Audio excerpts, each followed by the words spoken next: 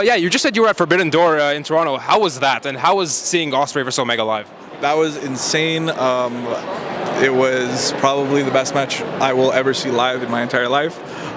Everybody was just on their feet the whole time, and I don't know. I can't even describe how amazing it was. Like, what were your emotions when Ospreay dropped Omega on his fucking neck?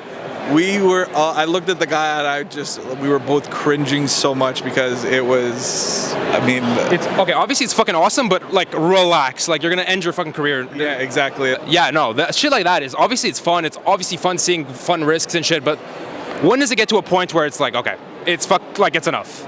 I think like if it calls for it and they can do it safely, whatever. But that time I was just so into the match I didn't even think about it. But it was also a very cringe-worthy moment, and they actually banned it, I think, recently. Yeah, I was actually going to ask about that. So they just banned a bunch of AEW moves for obviously the wrestler safety. So what are your thoughts on it? Like, there's a lot of you can't do seizure cells anymore.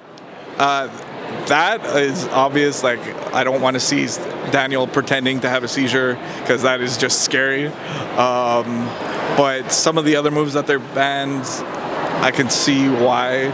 I had no idea how dangerous a buckle bomb was. I asked one of my friends who's a wrestler. Apparently, it's like he would not even take one. I did not even realize. Yeah, I mean that's what ended Sting's career initially, right? Yeah, for 7 years. Yeah. But I don't know. There's people being dropped on their fucking necks. I just can't imagine. I don't know. I just don't know enough about wrestling. But yeah. So wrestling's honestly could be the best it's ever been in the world. There's AEW, WWE's doing great. There, Ring of Honor, New Japan. Who's your favorite wrestler in the world currently? Probably CM Punk. I mean, since I was 16, he's made me straight edge. Yeah. In terms of the newer people, MJF. And great choice. Of course. My favorite wrestler. Moxley is just the best. He's the ace of AEW. He's a wild thing, I've heard. Yeah, he is. And who in AEW do you see not getting much attention, but in the future you see them becoming big stars? I think maybe Swerve Strickland, which he was in a main event. I don't know. Yeah, I can see Swerve. I can see Keith. I had hopes for Brian Pillman Jr., but unfortunately got released last week. He was at the Performance Center.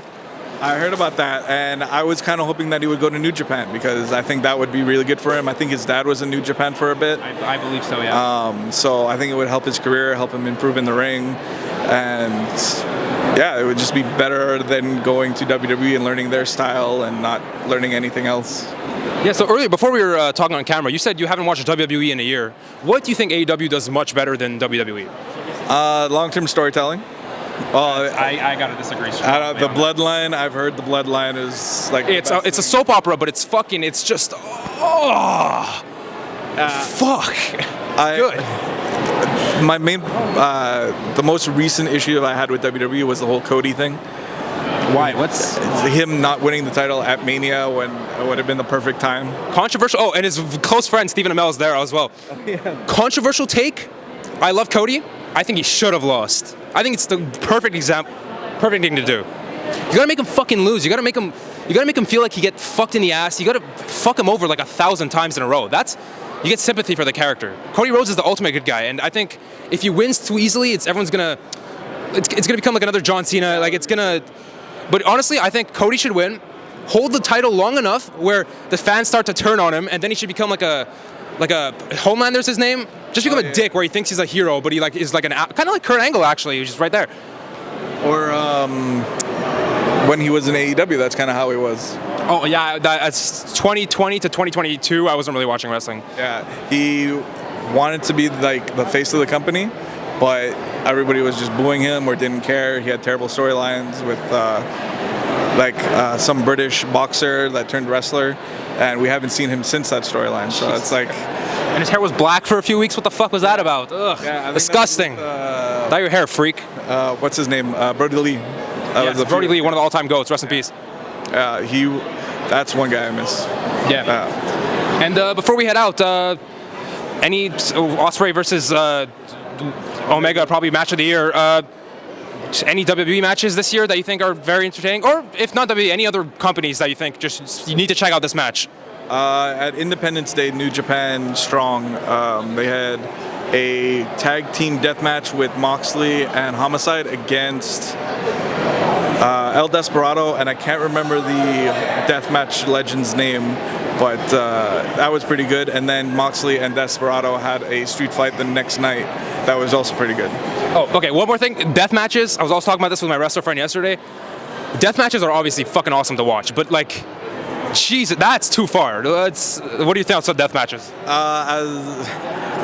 There was a couple months ago In Montreal. IWS did a joint show with Green Phantom. That was my gym teacher, by the way. Yeah, one of my friends too is also his gym teacher. But PCP, Crazy Fucking Manny, took a light tube to the side of the head and got a huge cut. Fucking ear got cut off or some shit. Yeah, and if stuff like that, I don't like.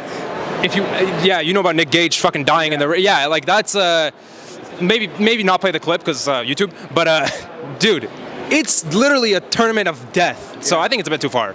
Yeah, they can go too far, but as long as they're just doing like thumbtacks, tables, chairs, I think it's not too bad.